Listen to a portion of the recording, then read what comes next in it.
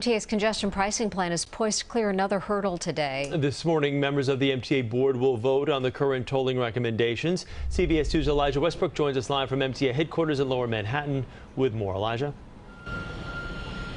Yeah, you know, the suspense and anticipation, Chris and Mary, certainly building right now as we are inching closer to that looming vote that could happen as early as 9 a.m. when the board meeting kicks off right here behind me at MTA headquarters. In the meantime, go ahead and take a look. We've been showing you this all morning, but this is all coming as congestion pricing supporters, including New York Governor Kathy Hochul and other MTA officials, came together to express their approval for the plan. Now, as it stands, if the board votes yes on the measure, most drivers will have to pay $15 to enter south of 60th Street, while larger vehicles like trucks will be expected to dish out as much as $36. We know the current congestion pricing plan is being faced with pushback, with many saying the hike will impact those who visit Manhattan.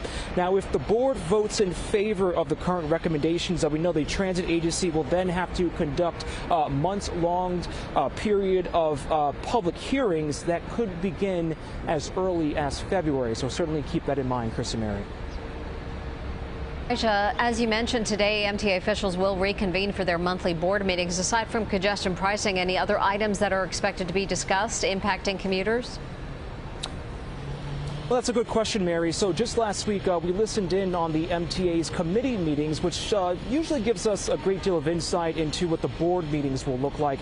And just from looking at the notes that were released from that, buses and commuter rail were two of the biggest topics. Let's go ahead and start by talking about the buses and show you some video while we break this all down for you. So there's a big push right now from the MTA to speed up service. They say what's impacting that effort are cars that are often riding or parked in designated bus lanes. So that within itself is creating delays and traffic issues. There was actually a recent study conducted by transit agency officials that buses are operating at their slowest speed since 2019 at just a little more than 8 miles per hour. So to combat this issue, the transit agency says it's putting cameras on the front of buses on problem routes, which will automatically generate $50 tickets to those who block those lanes. Now, on to another topic that's expected to be discussed, the Park Avenue Viaduct project. It's the rebuilding of an elevated stretch of tracks on Metro North in Harlem we've been closely following. Well, we know that the work is already being done